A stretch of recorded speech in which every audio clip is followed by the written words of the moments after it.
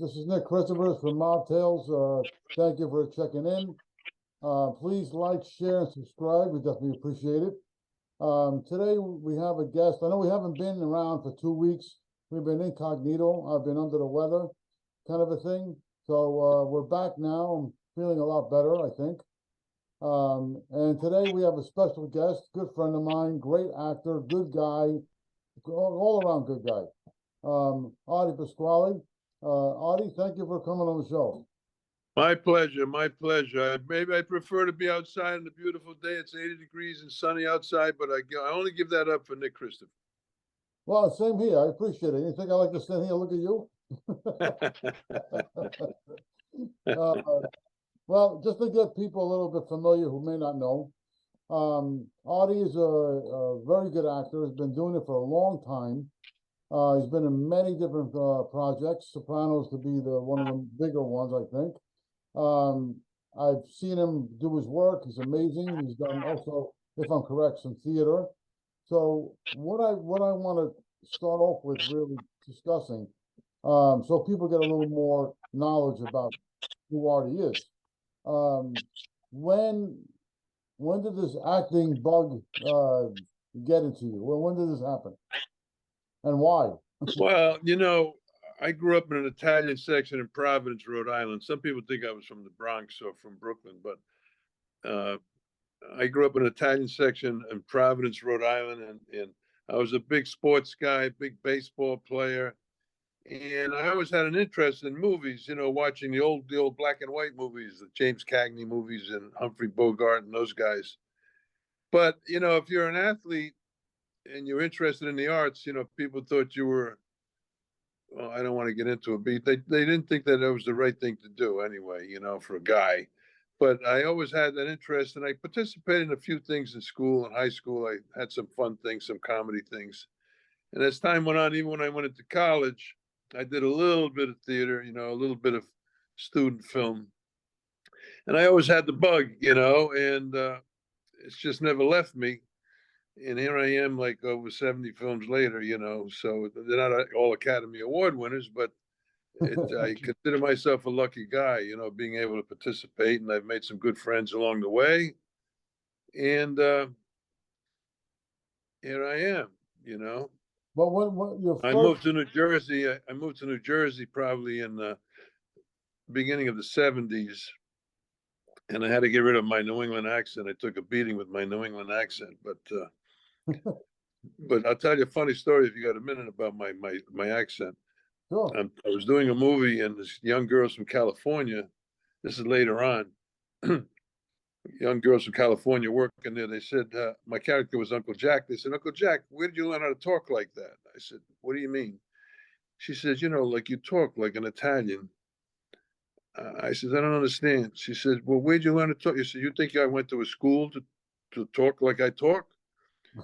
She said, yeah, you don't talk. I said, yeah. She said, you don't talk like that all the time, do you? I said, I think so. She was so excited. They were from the West Coast, and they just didn't get it, And I said, it's how it comes out. They think from the neighborhood where you grew up, your ethnic background, it's like soup. Whatever comes out, comes out. But now people think I was from the Bronx. I was from Brooklyn, although, perhaps, I guess it just happens. It's how it happens. But anyway, I developed this interest at an early age and watched a lot of movies, and always had an interest in it. And it kind of evolved, Well, like you said, growing up, you watched a lot of different black and white films, and later, I'm sure, the color projects. Yeah, I'm showing my age. Yeah, right. I watched black and white too when I was a kid. But was there any at that time, where it sparked your interest in acting? Was there any specific actor or actress or whatever that inspired you, as besides being interested in it? Was anybody in particular that struck you as like, wow, I love what this guy's doing or she's doing?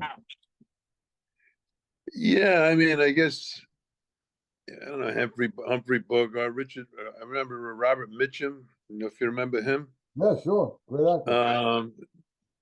these guys, they seem to have a natural way of what they were doing. And, all those guys, I was fascinated by some of these mobsters too, like Richard Widmark. I don't know if your viewers know who he Yeah. was. He was this evil-looking guy, but they were good actors. They were very good actors. It wasn't like they were just going through the motions. I mean, these guys were very good. And at the time, you didn't have all the equipment that you have now. You didn't have all the sound systems and this and that. It was crude, but it was the best. It was good.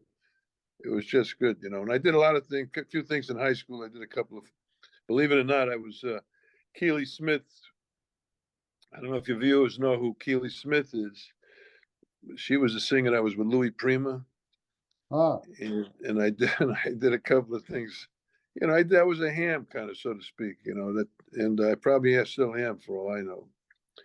But yeah, I didn't have anybody in particular at the time, not one guy, but just a bunch of guys. I go back, quite a ways with Cary Grant and those guys. oh, well, based on these specific characters, like you said, Cary Grant, Robert Mitchum, Richard Widmark, all these character actors, Yeah, that, Burt Lancaster, yeah, all these characters that actors that you've seen and you've seen their work. Have you picked up on any of their style into your own?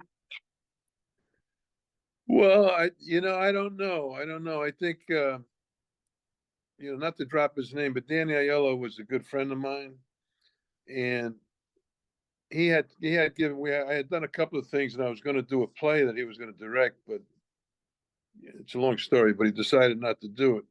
I said, "Why are you asking me? You can ask anybody in the world. Here you are, Danny Aiello." And I was going to do it with his son Ricky, and he said, "Artie, you just have a natural way about performing." And he said, "That's your biggest asset." So I never really, maybe I'm just lucky. I was a coach, and I was a coach when I was younger, and I was in education for quite a while. And I think being in front of people, coaching kids, being in front of a team, you're always Performing. projecting, or you're always performing to a Yeah. degree. So I think that helped me. But I find, from what people say, my biggest asset is that it appears like I'm doing things naturally. I mean, even my daughter, I talked to my daughter, excuse me.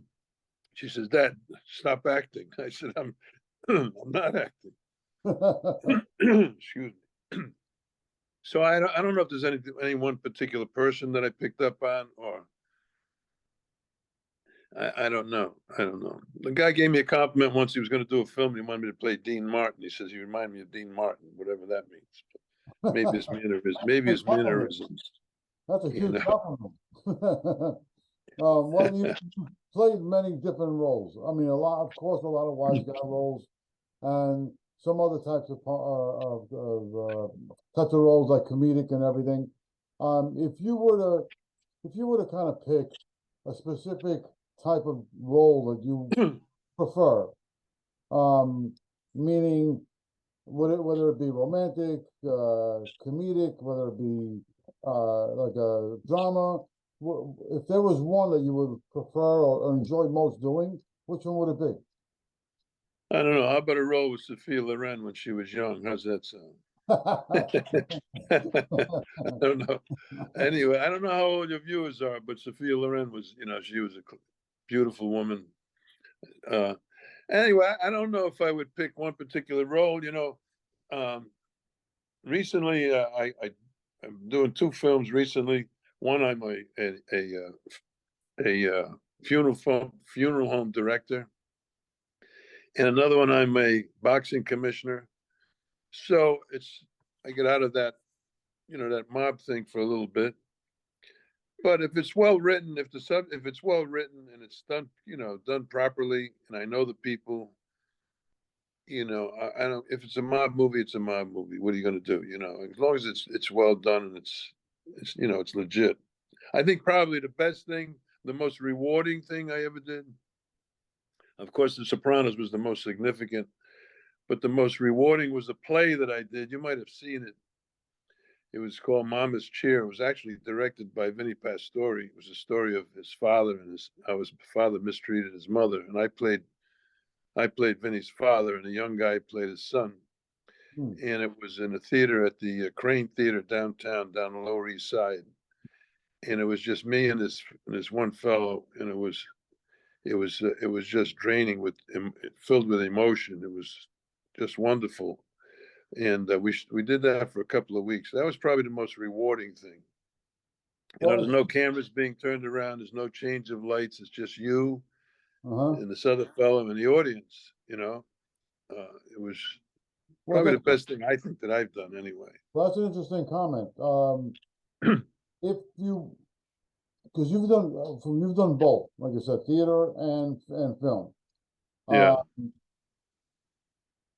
what would you say that theater is a lot more demanding for an actor than it would be film? Because film, you stop and you reshoot it. Where when you're on the stage, that's it.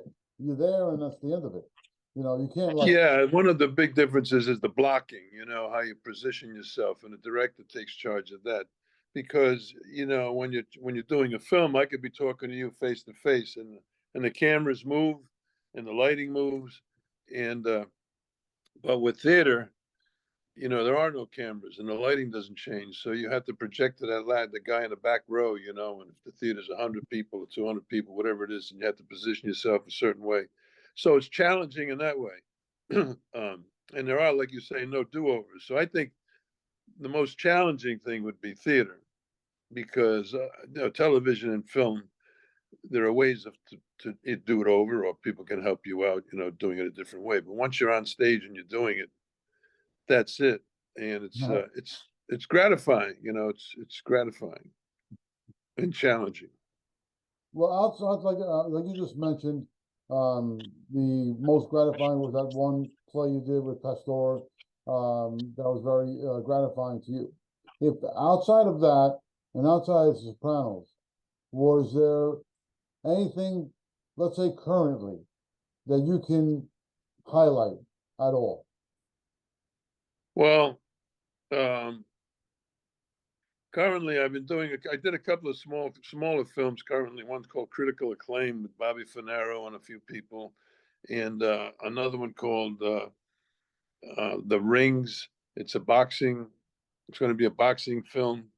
I know you know about Mob King. You know, Mob King Yeah, was one that I was apprehensive about getting involved early on. But as it turned out, I have to give, you know, that Ciro DiPaggio, I'm sure you heard of him or know of him.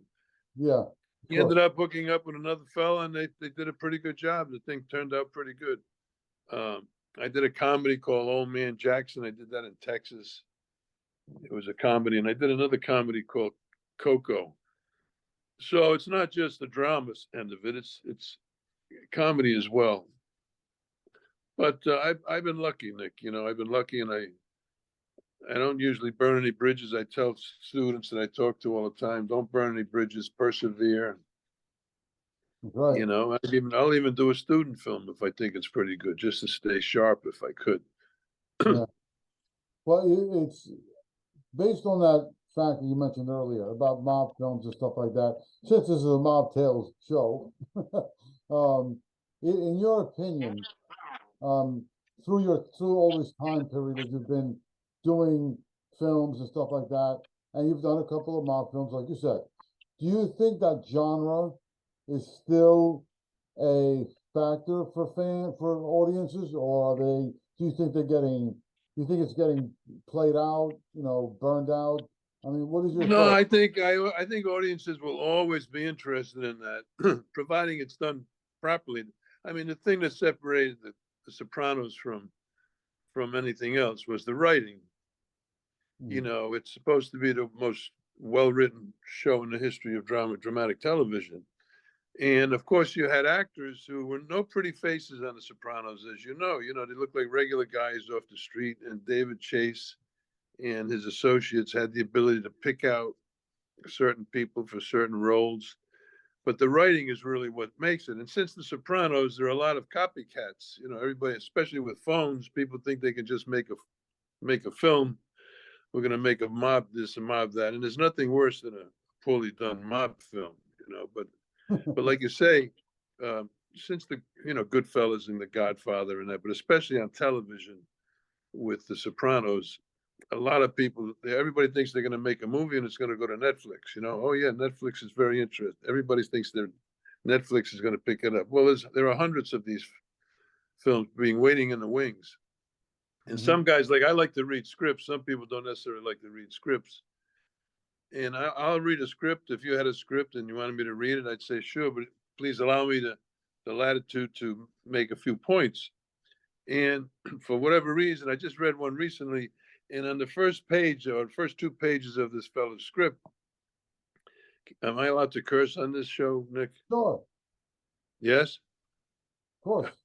Okay. I was going to say, on the first 2 pages, he must have had like 15 fucks.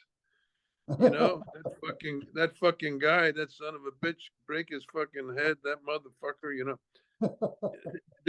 they think that's cool, but after 2 minutes, after the first couple of times, the viewer doesn't want to see that. They don't want to hear that anymore, Yeah. Or they'll have a fight, and I try to tell them the most difficult thing to do is to have a good fight scene, in a film. I mean, sometimes it has to be done so well. Rather than show the action and going through all of that, I could just give you a hint. If I was telling you, Nick, I'll give you a head, say, Nick, you're going to take care of that, right?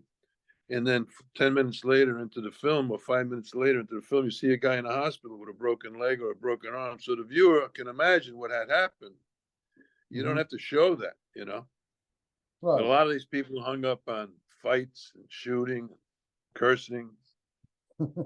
But, they wean themselves out, the poor ones and the good ones. But at least everybody's still trying to make film. But yes, there are a lot of people trying to copycat The Sopranos, which could never be equaled, I don't think, Well, I mean, those writers, if you think about it, you had David Chase, and another writer for The Sopranos was Terrence Winter, who did Boardwalk Empire. yeah. And another writer was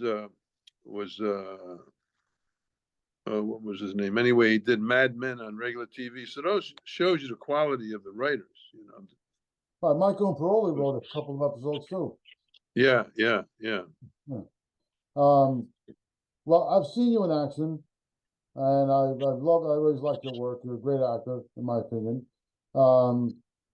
If you've been able to really replicate the mob kind of character, the image, the whole acting, the whole thing. Would that be based on some of, I mean, did you experience guys like this? Did you come across guys like this? Yeah, I mean, Providence, Rhode Island. I mean, I grew up in a typical Italian neighborhood called Federal Hill in Federal Providence, Hill. Rhode Yeah, sure. And I mean, I knew all the characters. My father grew up with, for the sake of a better word, the bosses of New England, So, I mean, I grew up and you matured pretty quickly in that type of neighborhood. And you just pick up this and you pick up that, little nuances here and there. Not that you're going to mimic them, but that's just how it comes about. And I wouldn't try to mimic anybody. I just try to act naturally, like I said before. And I've been lucky. It's just, for some reason, it comes out okay. I don't like to do, I mean, I could play a mob boss, but not necessarily in the physical sense where I'm going to beat somebody up. I just soon be a classy mob boss, that type of person. And let the other guys do all of the dirty work, so to speak. That's the way it's supposed to be done anyway. Well, now currently with everything that's going on in Hollywood with the strike and everything, I know the writers already took care of their issues. Now the SAG actors haven't cleared the whole thing now. They're still striking. What is your take on all this big mess? Well, I mean, I've done a few things during this. I guess they get around to, they call it a proof of concept, or however they do it. And I inquired whether I wasn't breaking any rules. I don't want to break the rules, but especially with I think the biggest fear is this AI stuff, you know, I mean, of course, residuals, because with everything going to streaming, everybody wants what they well deserved. You know, writers should get, and actors as well, you know, should get a piece of the pie, so to speak. Mhm. And and then with this AI, the AI is artificial, whatever it is, I forget. Anyway, Artificial the intelligence. AI, it's pretty scary because I could be doing a TV show tonight, and then say it was Law and Order, for example, Mhm. and then all of a sudden, a month from now, you might say, "Hey, look, Artie's on Law and Order again," and in reality, it's not me. It's me, but it's not me. Mhm. They use my body. They use my body. Use my voice. Use anything they want, and I'm not going to get any residual. I'm not going to get the payment for that. So that's a big factor, a real big factor. But it'll get straightened out because I think everybody realizes, it's going to be more fair than it is. I think I'd say within a month it's going to be taken care. That's my guess. I don't know. I don't know. Well, it's. I mean, do you think, in your opinion, the way things are going, do you think Hollywood is going to be able to sustain itself, or will the independent films? Because I think the independent film market is growing bigger now because of this. And Oh yeah, I agree. I agree with you. I mean, I've done more independent films recently than anything else. I totally agree with you. Um, the thing is with the independent films, funding is the big factor, as you well know. I mean, everybody, you can make a lot of people have an independent film, or they'd like to make an independent film. They have the screenplay or whatever, or they have the scripts for it, but they just can't get the money. So there are a lot of people who have written stuff. that's me. They just, yeah, I know, and I hopefully you'll catch a break here and there. You certainly deserve it. And that's basically, it's all about money, unfortunately. I mean, there are some independent films that are made, they can make a film for a few $1,000s and maybe get lucky, but it's unfortunately it's all about money. But a lot of people I think the independent film, I think it's great. I mean, I think it's independent filmmakers are the best, I think, because you have a limited budget and you have to get the best out of that limited budget, Right. and you hope to get a quality product. Well, currently, I mean, 2023 is almost over. We got what, 2 months left. But what is already on plan, anything lined up for the rest of the year or into 2024 currently? Oh, me? Yeah, you. Who else? Oh, I thought you were asking another question. Well, I mean, like I said, I got a couple of projects uh, that I'm in the process of participating in. It'll probably take like 6 months, but I keep a low profile, as you might know. I mean, I do my best as far as networking, though. I don't burn any bridges. I try not to anyway. I try to act professionally all the time. I mean, there's some guys that, they're, because as you know, there's a lot of BS out there. But I've got about 3 or 4 things in the fire, so to speak, irons in the fire. But So we'll see. We'll you see. can't, We'll see. And they're independent films as well. all right. I mean, you can't elaborate too much about them yet. Is that what it is? Yeah, yeah. I don't want to jinx myself. But I I'm hope, hoping this guy. I'm hoping this guy. No, Nick Christopher. I hope his project gets taken. yeah, me too. Uh, well, I've seen you work. I've seen you act. I mean, on set, because I've been with you on set once or twice, and I've seen that you seem to like to direct a little bit. Have you ever thought of that, directing? Yeah, yeah. I mean, I think. I mean, I don't know the intricacies of the equipment part of directing. The but I think I could direct. I'd like to do that someday. It's pretty interesting to me to direct. Of course, I mean, the directing and the writing and the editing, that all makes the film, probably more so than the actual acting. Yeah, to Uh, some degree, yes. I mean, even editing, as you know. I know David Chase with The Sopranos. He basically put his stamp on just about everything, and he had to edit it. And it's people think that you go and you take a few shots here and take a couple of shots there and put the movie together. I mean, even music. I mean, music can make a film. yeah. I use the example all the time. I was using it recently. I was talking to some students about some film students about how essential music is. And I said, think of if you haven't seen it, go see Jaws. And Jaws, if you didn't have that dun dun dun dun dun Yeah, dun da yeah, da da, yeah. if you didn't have that, well, how big a movie would Jaws have been? So Yeah, this is true. That's true. So you also you teach as well? A film? You teach film as well, or acting?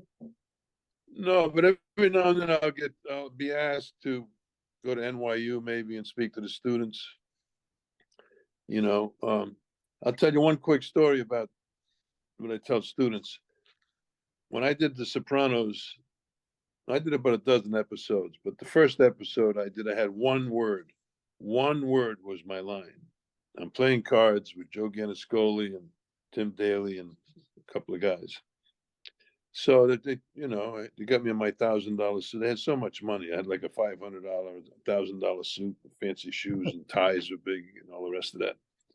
So my word was fold, because the dealer says to me, what are you doing? I'm going to push my chips over to. I'm going to be out and playing cards. I'm going to be out of the hand. So I said, I fold. Just natural reaction. So the script writer comes over to me and says, Artie, not I fold, just fold. Now, to me and you and anybody else, what the hell was the difference, right? I mean, I just naturally said I fold out of disgust and I throw my cards in. Yeah. But, and I tell these to the students, I said, now you and I and anybody else might not think might not think it was a big deal saying fold versus I fold. Hmm. But to that writer, that saying that one line, that one word line, that particular way was essential to the way that he wanted it written, wanted it said. So you treat that one line like it's so essential to the scene. Like that's your Academy Award line. Don't think because some people think, oh, I only got 2 lines, I only got 4 lines, I only got 6 lines, I got, whatever it happens to be. It doesn't matter whether you have 1, 2, or 22. You treat that particular way like it's really essential to the scene. And that's the truth. I've learned that, because a lot of people say, I got a couple of lines, but well, if those couple of lines, if they're done the right way and they're said the right way, and it can impact the movie or whatever it is, TV show, that's important, you know. So So when you did that part and you said fold, right? right. Was that the way when you did it, I guess the second time, was it exactly what he wanted? Yeah. I mean, I guess it was to their satisfaction. There's another scene that I do. This is even funnier. It's I go in a chicken store. Me and Danny Grimaldi, who played Patsy, Oh yeah. we were like a comedy team. So we go into this old-fashioned chicken store, and we're going to make a collection from this guy.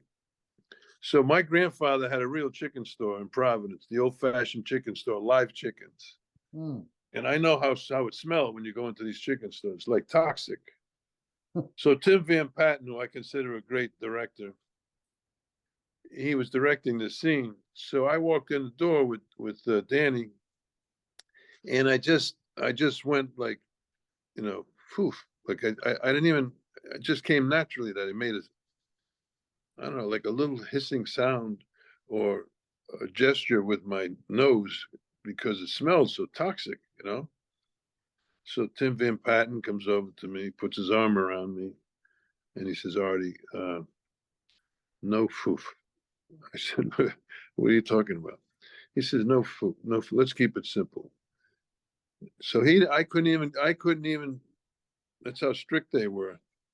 I couldn't even like make that expression that I didn't even know I made. showing the smell. You know, to you and me, maybe we thought probably it would add to it, you know.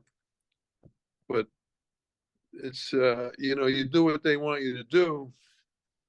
But these guys are pros and they know why, and that's why that show was a great show because Well, you had another scene with Danny, where you and Danny were walking into a Starbucks to try to shake it. yeah, see, that happened after the chicken store was Yeah. one showing the old-fashioned way of making collections, right? We just go in, the guy gives you a collection because we're protecting his, you know, his place of business.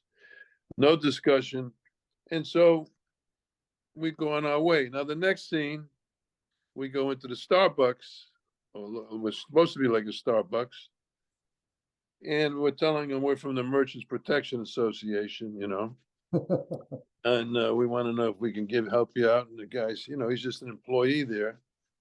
And he says, no, we got our own thing. I said, well, suppose somebody throws a brick through your fucking window. I remember the line. Suppose somebody throws a brick through your fucking window. Now, normally the guy would get scared. So this guy says, well, we would just call up the corporate office and they replace the window, you know. So we walk out of the place with like a funny look on our face. And I think Danny says, you know, whatever happened to the little guy, something like that. Yeah, something like that. Yeah, yeah. That was funny. You know, I think that was like a force, sort of like a statement of the way things are going. Yeah, yeah, exactly. Exactly. That's Yeah. exactly what the point was. Yeah. Well, it And was a great experience for me, you know, and it's everybody. I mean, it's Nick, it's like there's a cult of people that know everybody that was on The Sopranos. I walk down the street sometimes or in a restaurant, me, you know, who the hell am I? And they would say, hey, Bert, how you doing? They call me by my character, Bert yeah, Gervaisi. percolation. Yeah. One guy said, how's Spencer doing? Now, do you know who Spencer was? Yeah, it was your dog. Probably not, right? Dog. Spencer was it was my dog. Your dog. I mean, there are people that know my dog's name. I mean, it's crazy, and you know, and I get a kick out of it, you know. And they say, well, mind if we take a picture? I said, sure. I mean, hey, I could kiss the ground that, you know, that The Sopranos was on. So I'm not one of these. I mean, some guys they want to be more aloof and don't you know, leave me alone, don't bother me. I'll take a picture with anybody. It's fun for me, and I appreciate it, and it's a compliment. Well, you But know, there's just people that know every single character. well, You you know? got. I always say that the actors like yourself and any actors in general, if the audience of fans out there come to you to talk to you or whatever, they got to remember that without the fans, they wouldn't be anywhere where they are now because they need the. Yeah, that's true. That's true. That a lot of guys get lucky with that. They And forget like I that. said before, excuse me, I'm just getting over bronchitis. Like I said before, the with the Sopranos, anyway, the cast were like regular guys. They look regular looking guys, and there were no like pretty faces like George Clooney's or those type of guys. And I know once the show took off after the first and second year, especially after the first year, everybody their agents wanted to get their guy on the show. And occasionally you'll see a sprinkle of maybe you know, an actor that's been around. But even James Gandolfini, very few people knew about him.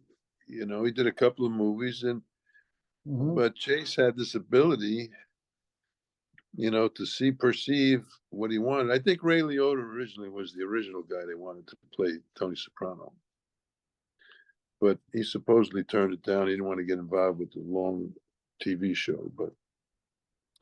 But all those guys, you know, I mean, he saw Steven Van Zandt. Supposedly, he was watching the Rock and Roll Hall of Fame, and I guess Van Zandt comes on stage, and I think he was sponsoring the Young Rascals, and supposedly Chase was home watching this, and he sees Van Zandt walks how he walks and how he talks. He said that guy's going to be in this show somewhere, and he created this almost like a cartoon character, you know. Yeah, pretty much with the hair and everything. So I mean, he found these guys, you know. and I got lucky. I don't know how long time we got, but I'll tell you a true story. Very few people know this story. I was living in Providence, and my aunt and uncle had a cafe, on Atwells Avenue, a famous, it's like an Arthur Avenue thing. And the wise guys used to go in there all the time. And a guy used to go in. This is the Artie Bucco story. This is how Artie Bucco his story. It's the first episode of The Sopranos, if you Wow. remember. So a guy used to go in there every day at 1 o'clock, and he was going to be shot in there. And my aunt and uncle and the mob guys said to my aunt and uncle, they wanted to get out. They wanted to close the restaurant down so the guy wouldn't go in there, because if he gets shot in there, people wouldn't go seeing it. You get a bad reputation, whatever. So they offered my aunt and uncle a trip to go away. And if you remember, that's the first episode of The Sopranos. Yeah, I know. Tony Soprano offers Artie Bucco and his wife says, no, once you're indebted to those guys. So now what are they going to do? So how those guys think, they blew up my uncle's restaurant in real life. Oh, wow. They blew up his restaurant so we could collect the insurance. So that's how that was like how they took care of him. And that's what they did with Artie Bucco. So I had befriended David Chase a long time ago. And he was picking my brain about growing up in Providence, Rhode Island. And I told him that story. And don't you think that's the first episode? And that's exactly, and now when Peter Bogdanovich interviewed David Chase, they said, this is an interesting concept. Where'd you get this idea of a guy blows up his best friend's restaurant as a favor to him? He said, well, a guy I know in Providence, Rhode Island, Artie Pasquale, gave me that story. And it's a true story. And and from what I think, he kept Artie because of me. And Bucco is David Chase's grandfather's name. It was his grandfather's name. So hence the Artie Bucco story. But he got that whole scene about blowing up the restaurant was a scene that actually took place with my aunt and uncle up in Providence. You should have got credit for that. Yeah, I should. Well, he gave me credit when he was interviewing, but that's a true story. That's funny. Yeah, yeah. Well, Artie, look, it's been a pleasure having you on the show. I wish we could talk more. I know we can. But Peter would shoot me if I did so. Here it is, right here, right? See, can you see that? Yeah. My famous death scene, everybody. There it is. Hey, Nick, it's a pleasure. Always. I mean, I think I consider you a special friend. You're a regular guy, but a special guy, a sincere guy, and let's keep this friendship going. No, for sure, definitely. And I thank you so much for offering me to come on. I guess I could have come on sooner, but for whatever reason we couldn't hook it up. But let's stay in touch, and let's meet Lamella's for some chicken parmesan or something. There you go. Well, yeah, thanks a lot, Artie. I appreciate it, man. And yeah, for sure, we'll definitely hook it up. All right, buddy. Anytime. Call me anytime. No, thank you. And good luck with your project. I understand you're shooting tomorrow someplace, right? Well, yeah, we're shooting 4 scenes from my 5th book. Yeah. There's nothing to do with my feature film. That's another thing I'm trying to get done. It'll happen. Don't worry. It's going to happen. Perseverance is the word. That's what I tell everybody. Perseverance. Yeah, and money. Yeah, oh man, money. Yeah, money. Well, thanks again for inviting me, and have a great weekend. You too, my friend. Thank you. Okay, bye-bye. Take care.